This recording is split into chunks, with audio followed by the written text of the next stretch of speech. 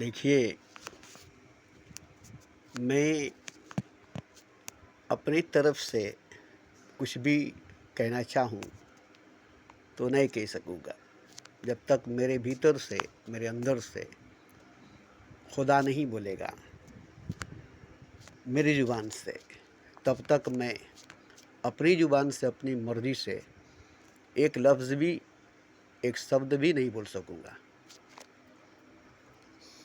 आज पिछले 40 सालों से बोलता हूँ। कोई किताब नहीं, कोई ग्रंथ, कोई शास्त्र नहीं, बिल्कुल सच।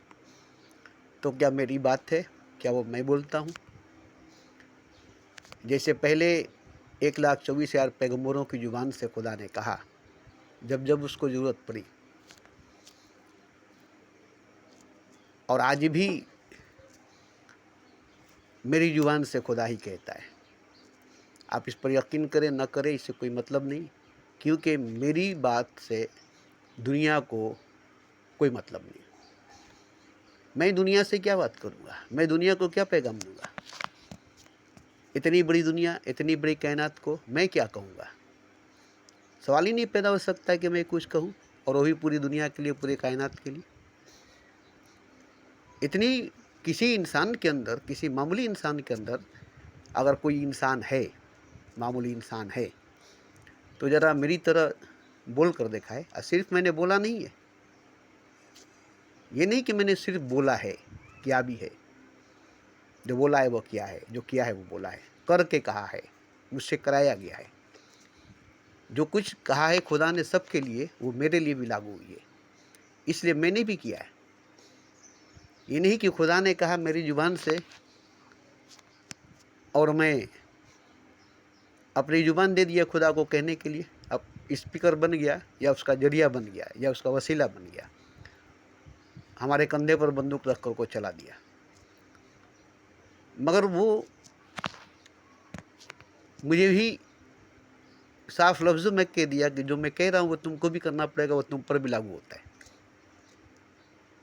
जैसे जितने पैगंबर अवतार हुए, जो बताए वो खुद किए। मोहम्मद नमाज पढ़ करके बताए और खुद ही नमाज पढ़े। इखलाक मोहब्बत करके बताए, पहले खुद इखलाक किए, मोहब्बत किए, जंग किए, लड़ाई किए, जहाद किए, हिजरत किए, ये सब करके दिखाए, बताने के लिए किए।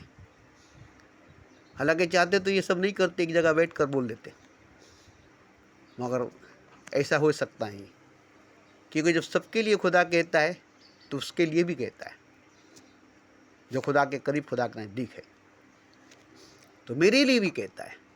और मैं खुदा की बातों पर अमल करता हूँ, क्योंकि अगर मैं ही अमल नहीं करूँगा तो मेरी ज़ुबान में असर नहीं आएगी, मेरी बात में असर नहीं आएगी, तो लोगों को खुदा की भी बात अच्छी नहीं लगेगी, खुदा की बात भी लोगों पर असर नहीं करेगी। इसलिए मुझे प्रैक्टिकल करनी पड़ती है। मैंने जो जो किया वो आपको नहीं करना है। बहुत कठिनाई है, बहुत बहुत तलवार के नोक पर, तलवार के धार पर, आग के अंगारों पर, आग के दरिया में डूब कर जाना है, ये सब मैंने किया है। उतना मुझे खुदा ने कैपेसिटी दी थी, शक्ति, पावर, ऊर्जा दी थी।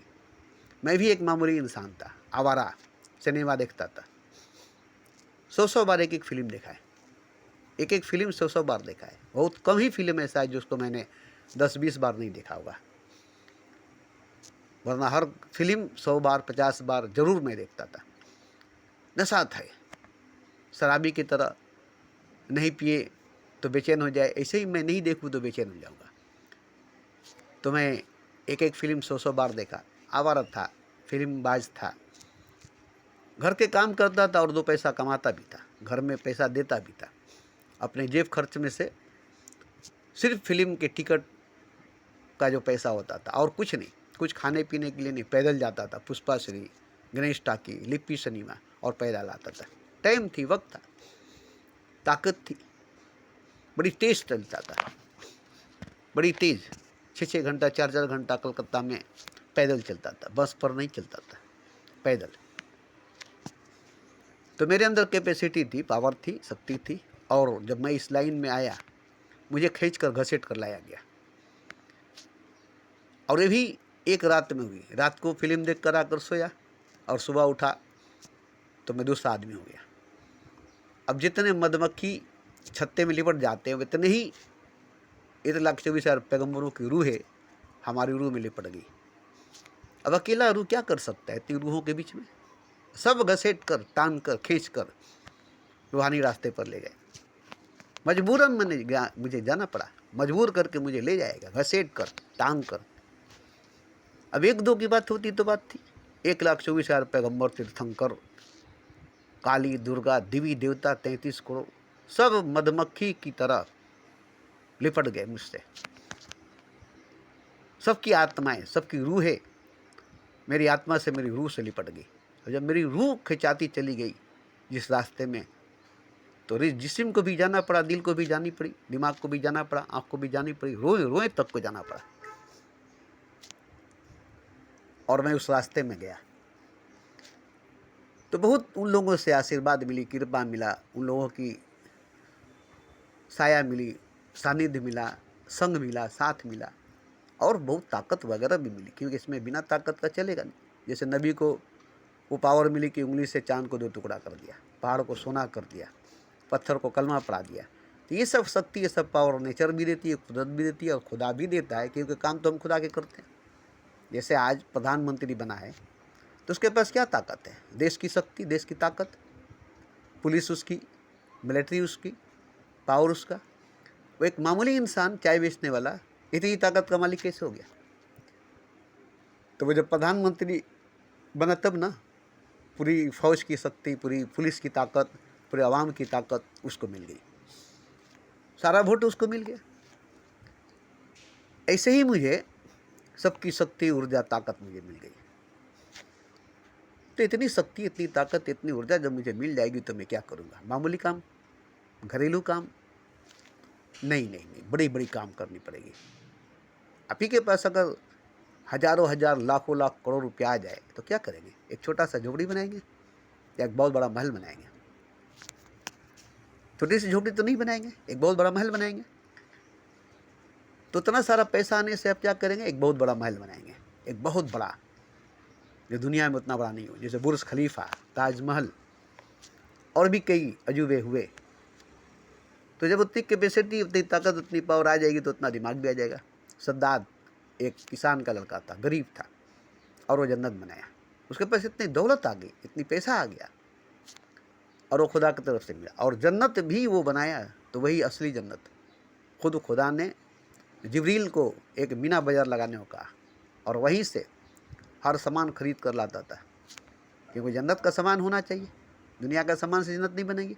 तो पूरा जन्नत खुदा अपने ज़मीन पर उतार दिया, टुकड़ा टुकड़ा करके, और सद्दात से बेचा, और सद्दात खरीद करके जन्नत बनवाया। और जन्नत बनाने का तरीका देखिए, आज जो इंसान काम करेगा उसे ज़िंदगी भर का खर्चा देना पड़ेगा, पूरा लाइफ। एक दिन काम करेगा, पूरा लाइफ। और जो बन गया वहाँ पर्दा लगा देना पड़ेगा।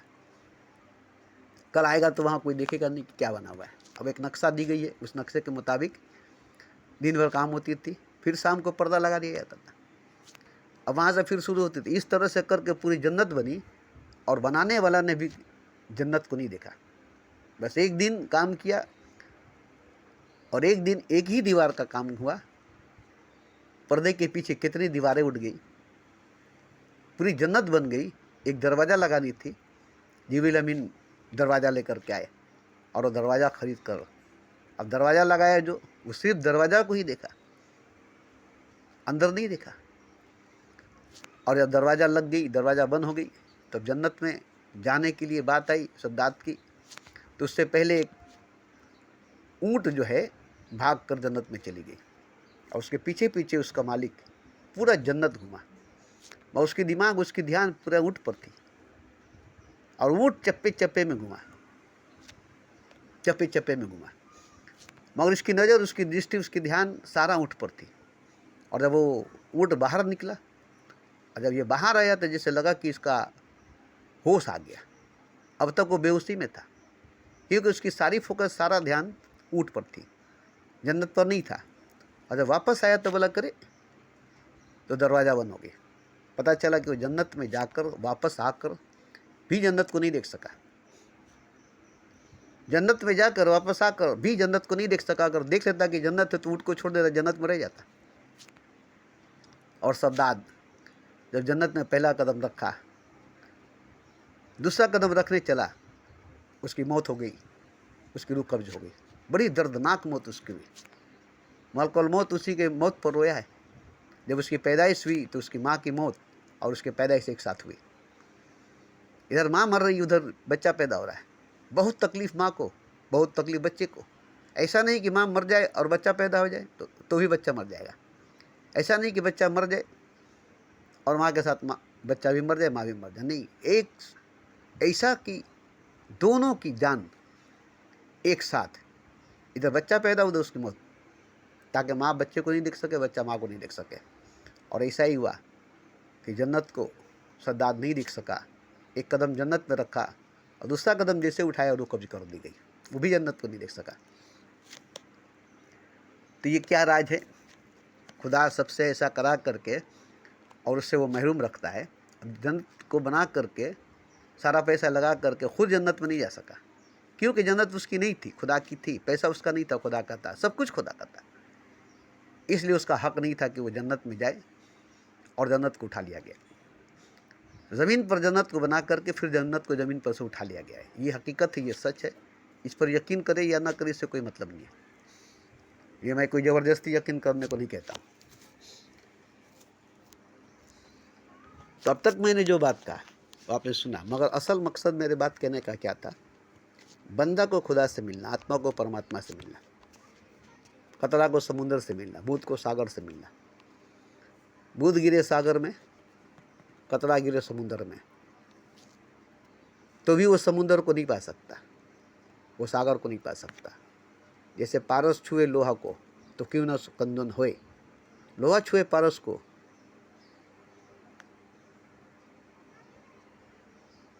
तो भी कंदन न होए। अब यहाँ देखिए, लोहा छुए पारस को तो भी कुंदन न होए, अब पारस छुए लोहा को तो लोहा कुंदन होए। अब ये देखिए कि पारस अगर छू देता है लोहे को तो लोहा सोना बन जाती है, लेकिन लोहा पारस को छूती है तो लोहा लोहा रह जाती है, सोना नहीं बनती। अब आप कहेंगे कि कैसे हो सकता है? तो अगर लोहा को पारस छूती है तो लोहा सोना बनती है, लेकिन सोना बनने के लिए अगर लोहा पारस को छुएगी तो लोहा लोहे रह जाएगी, सोना नहीं बनेगी।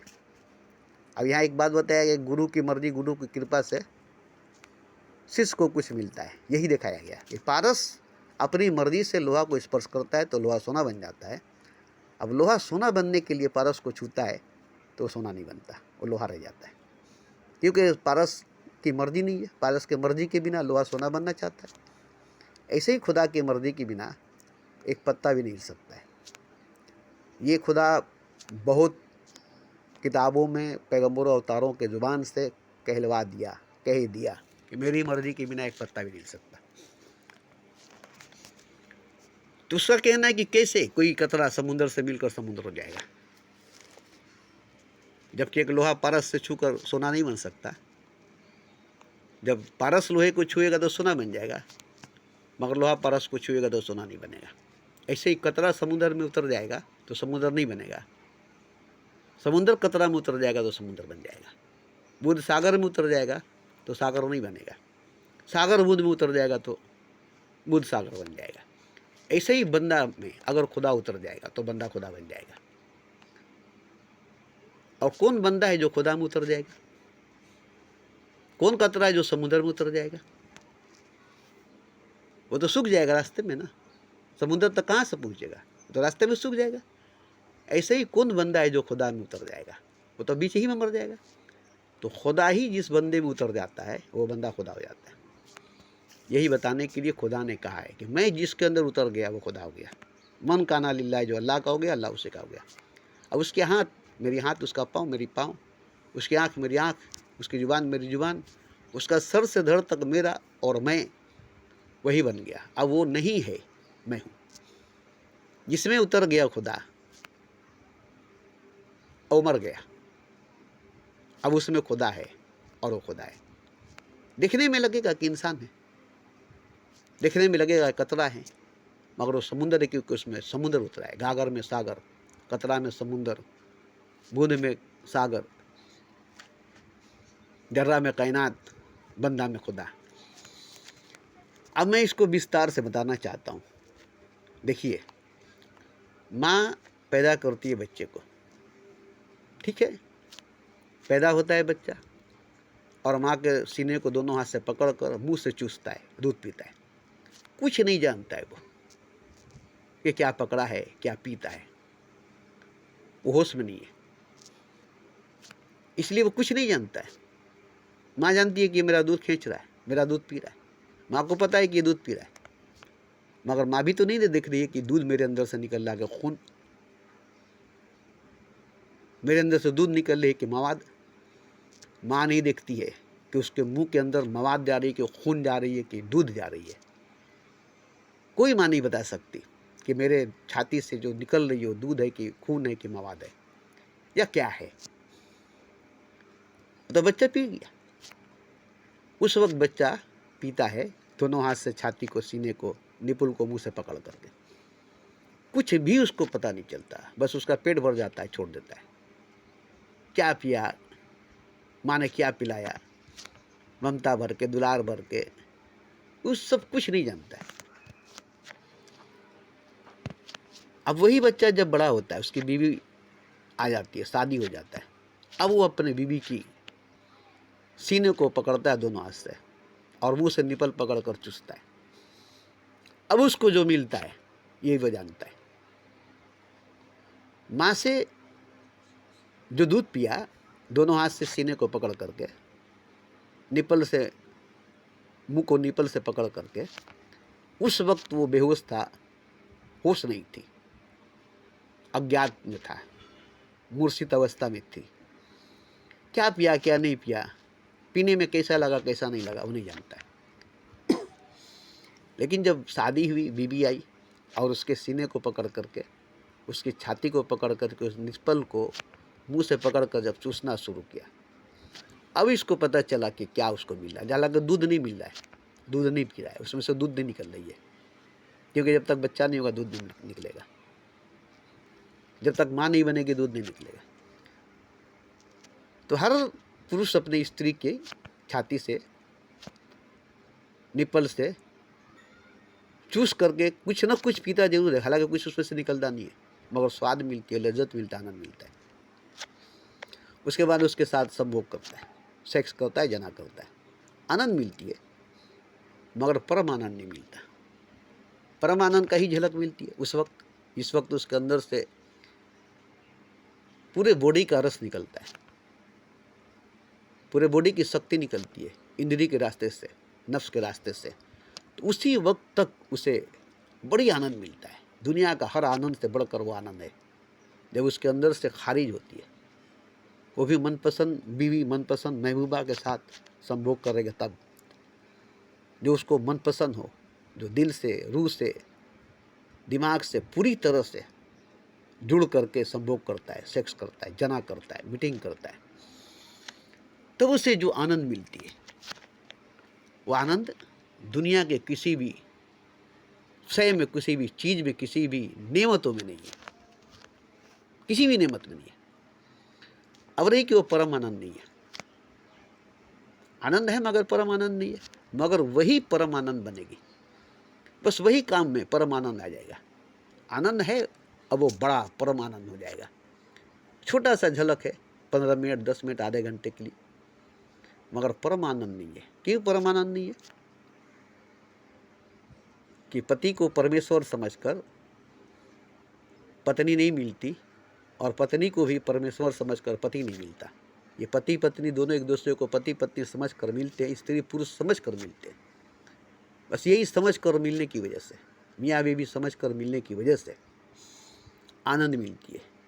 और वही मियाँ बीवी, वही स्त्री पुरुष, वही नारी पुरुष, वही मेल फीमेल अगर एक दूसरे को भगवान समझकर, खुदा समझकर, ईश्वर समझकर एक दूसरे से संभोग करे, भोग करे, जना करे, सेक्स करे, अब उसको परम आनंद मिलेगी। मगर ये समझ कर करेगा तब, ये समझ कर करेगा तब। अब जैसी समझ होगी वैसे ही आप होंगे। बहुत से लोग कुत्ते की तरह करते हैं, भैंसे की तरह करते हैं, जानवर की तरह करते हैं, एक दूसरे को जानवर बना लेते हैं। जानवर से देखते हैं, जानवर से सीखते हैं, ऐसे कुत्ते करते हैं, ऐसे भैंसे करते हैं, ऐसे बकरियां करती है। अब ये देखकर उस तरीके से करते हैं, किताबों में देख करके, ब्लू फिल्म देख करके। अब उस तरीके से करते हैं तो पशु बन जाते हैं, जानवर बन जाते हैं। मगर कोई ऋषि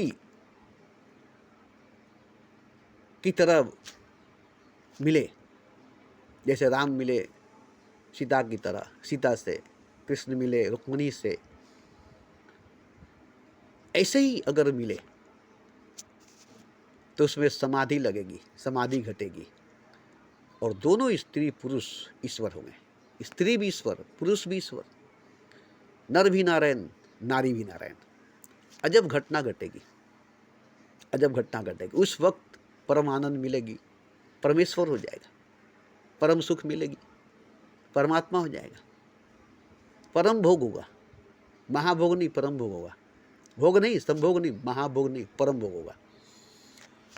अब ये तो घर घर की हर औरतें नहीं जानती है, मगर पहले जो सतयुग का दौर था उस वक्त के हर औरतें जानती थी। पति को, पत्नी को, एक दूसरे को परमेश्वर समझकर भोग संभोग करते थे, परम भोग करते थे, परम संभोग करते थे, परम आनंद को प्राप्त करते थे। इसलिए तो उनके पुत्र होते थे तो राम होते थे, कृष्ण होते थे, बुद्ध महावीर होते थे। आज क्यों नहीं होते? आज भी तो हो सकता है इब्राहिम जैसा ही माँ पैदा, आग भी कर सकती है, अंदाज गुलसिता पैदा। आज जो समाज में आग लगी है, आज जो दुनिया में आग लगी है, झूठ, बेईमानी, 420 की, बुराई की, ये जो आग पूरी दुनिया में फैली हुई है, महंगाई की, ये आग क्यों नहीं बुझती है? इब्राहिम जैसा इमाम पैदा हो जाए तो आग भी कर देगी अंदाजे गुलसिता पैदा। तो आज की स्त्री पुरुष अगर फिर से उसी तरह से मिलना शुरू कर दे, मिलन शुरू कर दे, एक दूसरे को परमेश्वर समझकर, एक दूसरे को ईश्वर समझकर, मनुष्य समझकर नहीं, स्त्री पुरुष समझकर नहीं, पति पत्नी समझकर नहीं, मियाँ बीवी समझकर नहीं। और ये समझने के लिए कुछ क्रियाओं से गुजरना पड़ेगा। शादी भी होगी, पति पत्नी हो गए, भोग संभोग करने लगे, बच्चे पैदा हो गए। ऐसे नहीं होगा, ऐसे नहीं होगा। सीखना पड़ेगा, सीखना पड़ेगा। तंत्र योग है, समाधि के साथ भोग है, भोग के साथ समाधि है। तो ये मैं अगर बोल रहा हूँ तो सिर्फ इसलिए बोल रहा हूँ कि इस वीडियो को सुन करके, इस वीडियो को समझ करके घर घर में मियाँ बीवी, घर घर में पति पत्नी एक दूसरे को परमेश्वर समझे, एक दूसरे को परमेश्वर जाने, और झूठ मूठ के नहीं, चलो मान लेते हैं, जान लेते हैं, नहीं नहीं, सचमुच में जानना पड़ेगा, क्योंकि परमेश्वर ही है, ईश्वर ही है। कल की मेरी वीडियो सुनेंगे, ईश्वर ही सब कुछ है। जो कुछ देख रहे ईश्वर है, जो कुछ देख रहे परमेश्वर है। ईश्वर के सिवा, परमेश्वर के सिवा कोई है ही नहीं, कुछ है ही नहीं। 5 महातत्व से बना है शरीर। अब 5 महातत्व कौन है? पंचमुख परमेश्वर, 5 महातत्व परमेश्वर, और उन 5 महातत्वों से मिलकर शरीर बनी है। परमेश्वर ही छोटा सा शरीर बना है। एक बड़ा विराट शरीर से एक छोटा सा शरीर बना, एक सागर से, समुद्र से एक कतरा बना। ऐसे ही अगर आप एक दूसरे को परमेश्वर समझेंगे, परमात्मा समझेंगे, और इसके लिए जानना पड़ेगा, समझने से नहीं होगा। मेरी बात बोल दिए, आप बोलेंगे चलो अब बोलते हैं तो हमको मान लेना पड़ेगा, एक दूसरे को परमात्मा समझना पड़ेगा। नहीं, जैसे मैं समझ चुका हूँ कि परमेश्वर ही सब कुछ है। जैसे रामकृष्ण परमहंस ने कहा, ईश्वर भगवान पूछा गया कौन है, बोले सभी तो ईश्वर है, सभी तो भगवान आचे, जा आचे भगवान, जा आचे ईश्वर, जा आचे माँ, माँ तो ईश्वर आचे, बाबा तो ईश्वर आते, छेले तो ईश्वर आचे, ईंट रेत कांदा कीचड़ कागज पातोर जा देखो, लोहा लाकड़ तांबा पितल सोना चांदी जा देखो, सभी तो भगवान আছে। एटाई तो भगवान, यही तो भगवान। तो उसको पागल कहा गया, और मुझे भी पागल कहा जाएगा। मैंने वेश्याओं को भी खुदा कहा है, पैखाने के चैम्बर में कीड़े हैं उसको भी मैंने खुदा कहा है, मंदिर में बैठी देविया उसको भी मैंने भगवान कहा है, काबे में बैठा संग अश्वत उसको भी मैंने खुदा कहा, शिव में पत्थर शिवालय में है उसको भी मैंने भगवान कहा। चारों तरफ हर तरफ तू ही तू है, तेरा जलवा तेरा चेहरा 400 है। वो कौन है? आपने सुन लिया, हर तरफ तू ही तू है, तेरा जलवा तेरा चेहरा 400 है, जहाँ देखो वही तू है, जिसे देखो वही तू है। सुन लिया, मान लिया, मगर किसी को आज तक आपने खुदा माना है? हर तरफ वही है, तेरा चेहरा तेरा जलवा 400 है, उसी का चेहरा चारों तरफ है, उसी का जलवा चारों तरफ है, उसी का आकार, उसी का वजूद, उसी की मौजूदगी है चारों तरफ, वही मौजूद चारों तरफ है, उसी का वजूद चारों तरफ है। कोई दूसरा है नहीं, मैं भी नहीं, आप भी नहीं, कोई भी नहीं है। और ये जो मैं बोल रहा हूँ आपसे नहीं बोल रहा हूँ, ये नहीं समझिए कि मैं आपसे बोल रहा हूँ। हाँ, अगर आप ईश्वर है तो आपसे मैं बोल रहा हूँ, अगर आप खुदा है तो आपसे मैं बोल रहा हूँ। जिस दिन समझेंगे कि मैं ईश्वर हूँ, खुदा हूँ, उस दिन देखेंगे कि सब ईश्वर है, सब खुदा है। उस दिन मेरी बात को आप समझेंगे। मैं भी नहीं समझता था, मानुष ही भगवान, इंसान ही खुदा है। बड़ा हैरान था मैं, यार मनुष्य भगवान कैसे हो सकता है, इंसान खुदा कैसे हो सकता। मगर जो कहने वाला था वो साधारण मानुष नहीं था, चेतन महाप्रभु, वो खुद भगवान था। और खुद भगवान ने कहा है, मनुष्य ही भगवान, इंसान ही खुदा। अब भगवान ही कह दिया कि मनुष्य ही भगवान है, इंसान ही खुदा है, खुदा ही कह दिया कि मनुष्य भगवान है, इंसान ही खुदा है, तो अब कैसे नहीं मानेंगे। चेतन महाप्रभु ने कहा, मनुष्य भगवान, तार मंत्र सुधो प्रेम, उसकी मंत्र, उसकी वजीफा सिर्फ मोहब्बत है और कुछ नहीं, उसकी गिजा सिर्फ मोहब्बत है, उसका भोजन सिर्फ प्रेम है, और वो भगवान है, वो खुदा है। मैं नहीं यकीन किया, मुझे यकीन ही नहीं हुआ, मगर आज मैं खुद बोलता हूँ कि मनुष्य भगवान, इंसानी खुदा।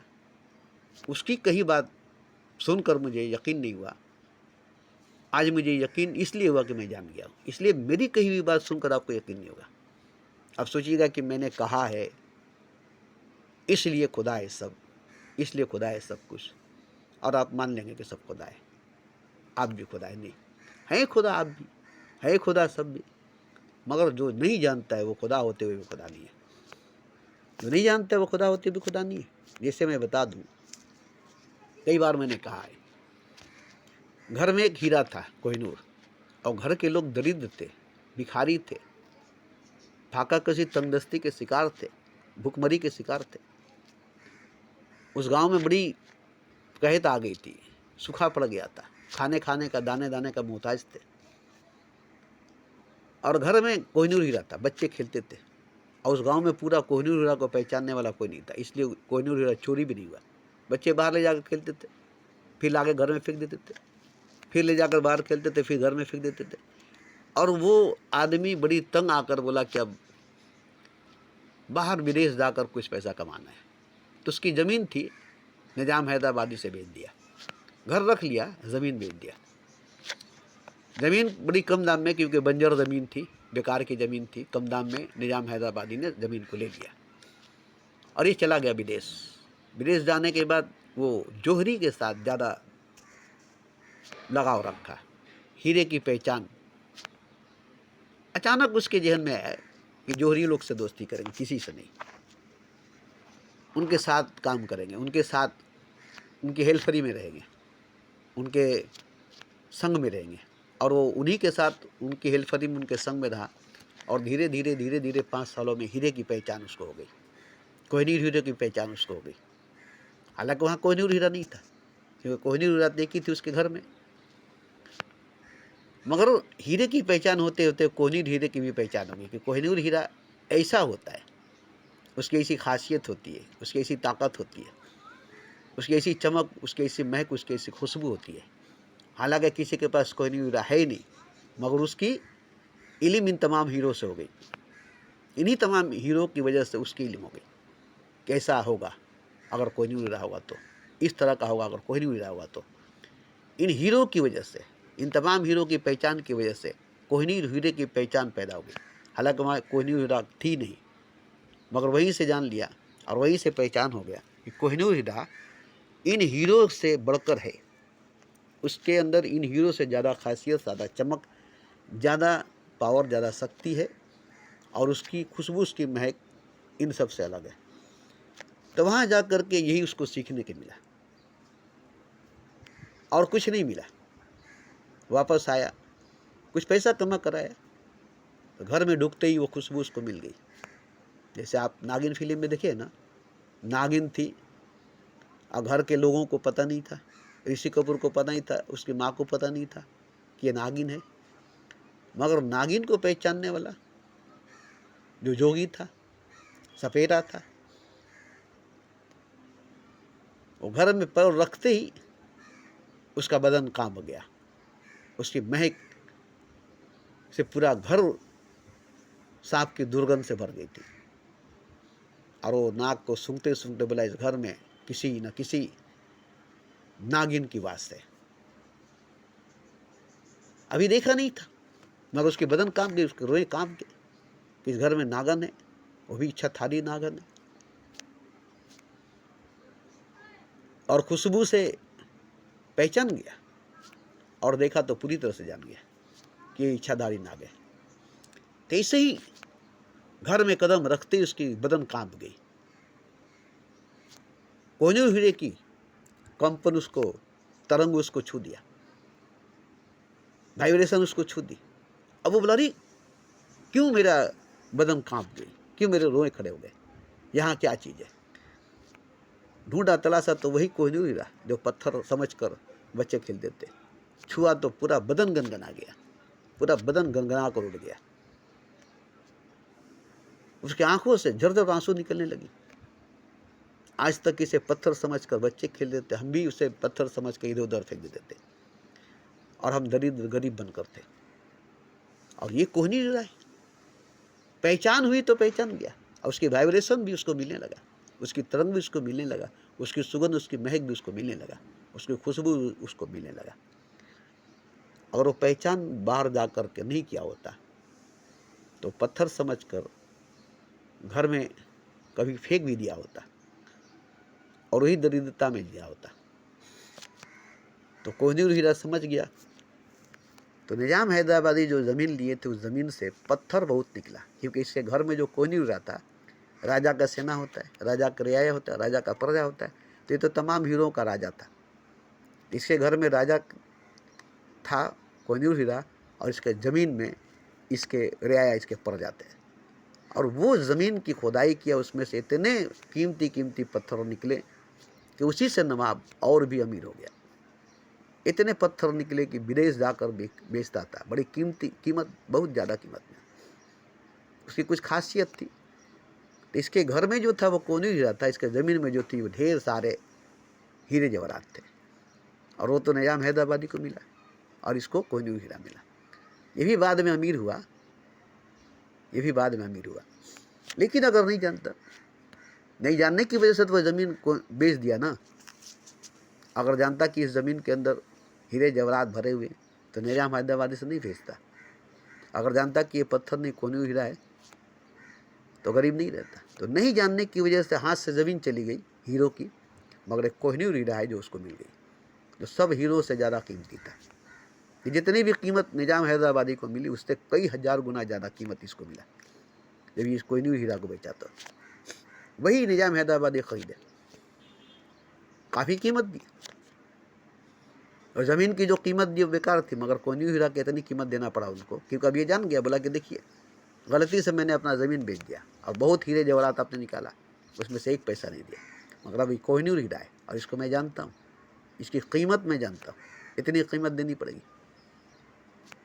अब मुझे बेवकूफ़ नहीं बना सकते, वरना आप पर केस कर दूंगा, पूरी ज़मीन वापस ले लूँगा, पूरे हीरे जवाहरात जो निकले वो ज़मीन वापस, वो भी ले लूँगा वापस।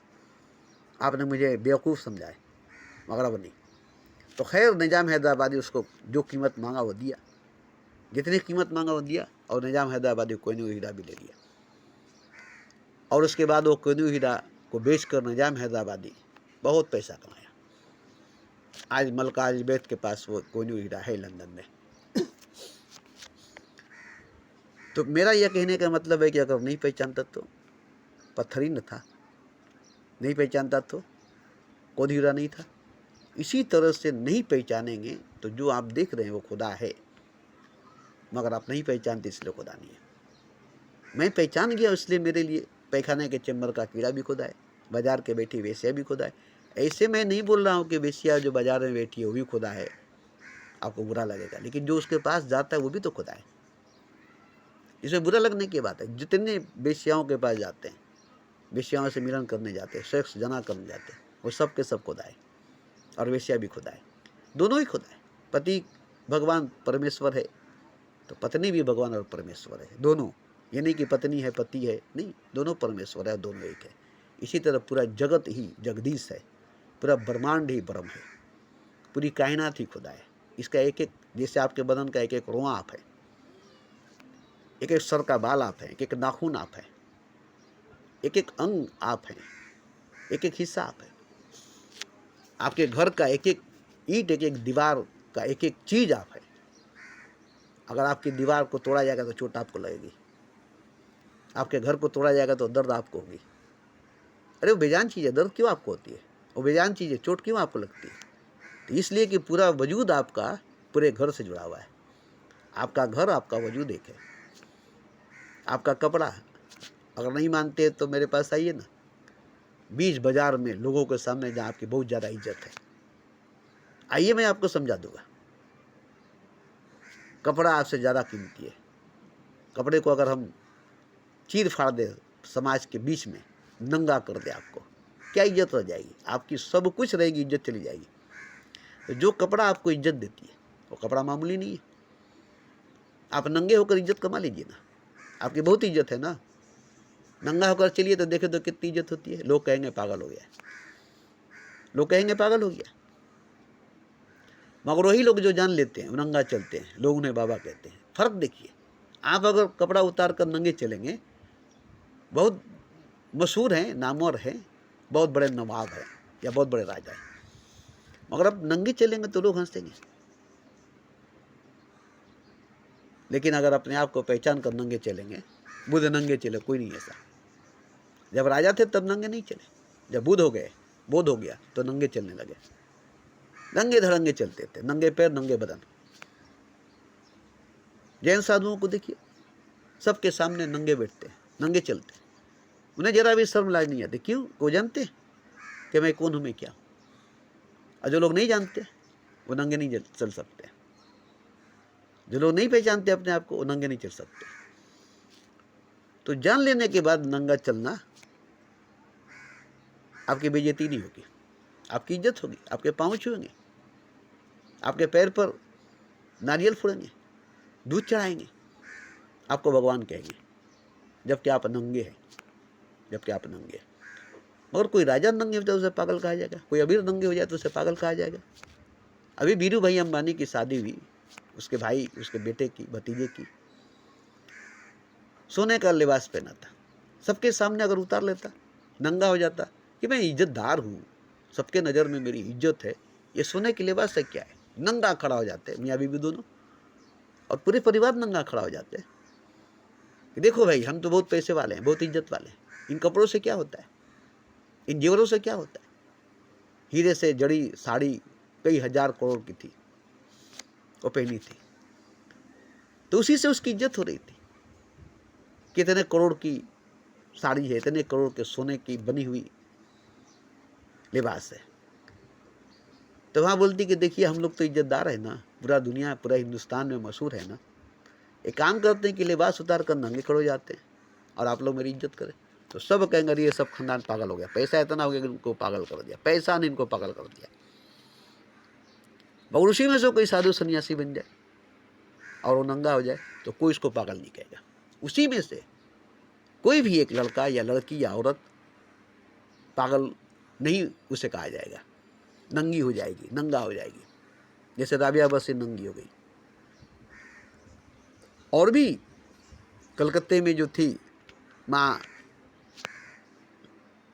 वो भी नंगी थी, मगर उसे कोई पागल नहीं कहा, माँ कहा। ऐसे ही आप अगर जान लेंगे तब। नहीं जानेंगे तो, जैसे मान लीजिए कि खुदा ही है और नहीं जानता है कि वो खुदा है, खुदा ही है, वो नहीं जानता है कि वो खुदा है, तो खुदा नहीं है। खुदा ही है, नहीं जानता है कि वो खुदा है, तो खुदा नहीं है। अब वो जो जानेगा खुद को वो वही है। अगर जान लेगा कि मैं खुदा नहीं हूँ तो खुदा नहीं है, उसकी ताकत काम करनी बंद कर देगी। जैसे आप सो जाते हैं तो आप क्या होते हैं, आपकी ताकत काम करनी बंद कर देती है, आपकी पावर, आपकी शक्ति काम करनी बंद कर देती है, आप सो जाते हैं।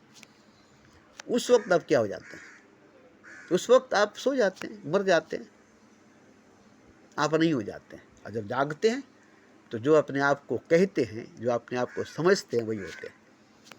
जैसे आप किन्नरों को देखते हैं ना, मर्दाना बदन है, मर्दाना जिस्म है, मगर वो अपने आप को औरत समझ लेती है, साड़ी पहनती है, श्रृंगार करती है औरत की तरह, जबकि वो औरत है ही नहीं, है मर्द, किन्नर जाति है मर्द, मगर कुछ बात उसके अंदर आ जाती है और वो किन्नर बन जाती है। अब यहाँ देखिए, वो तो किन्नर बन गई, उसके अंदर कुछ औरत की बात आ गई, कुछ स्त्रीपन आ गई, कुछ स्त्रीता आ गई, अब वो किन्नर बन गई। अब यही चीज़ देखिए, जिस पुरुष को स्त्री का गुण प्राप्त हो जाएगा, जो पुरुष में स्त्री का गुण आ जाएगा, वो महात्मा बन जाएगा, वो किन्नर नहीं बनेगा, वो महात्मा बन जाएगा। अब यहाँ देखिए, दो बातें हैं ना, इसलिए मुझे बोलना पड़ता है, वरना बोलने की क्या जरूरत है। अगर आप जानते तो बोलने की जरूरत नहीं थी, क्या बोलेंगे, आप तो जानते ही ना खुद।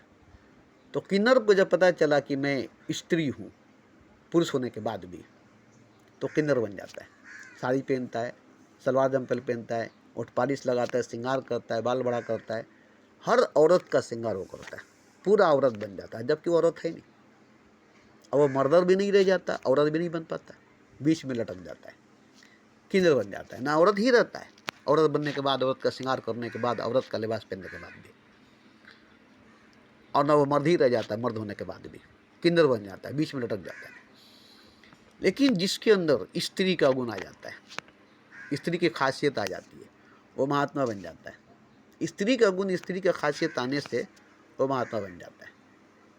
ममता, दया, करुणा, प्रेम, सेवा, ये भाव जो है औरतों में है और ये उसके अंदर आ जाती है, तब वो महात्मा बन जाता है। उसके अंदर स्त्री का भाव आ जाता है। जैसे रामकृष्ण परमहंस में स्त्री का भाव आ गया, महीना आने लगी, छाती से दूध निकलने लगा। तो देखिए, रामकृष्ण परमहंस बोल नहीं पाते थे, बोलते नहीं थे, जो भाव उनमें उठती थी उस भाव में डूब कर वही हो जाते थे। काली की भाव उठती थी, काली बन जाते थे। हनुमान की भाव उठती थी, हनुमान बन जाते थे। स्त्री की भाव उठती थी, स्त्री बन जाते थे। महीना आने लगी, दूध छाती से निकलने लगी, स्त्री की तरह चाल बन गई, स्त्री की तरह चलने लगे, स्त्री की तरह बोलने लगे।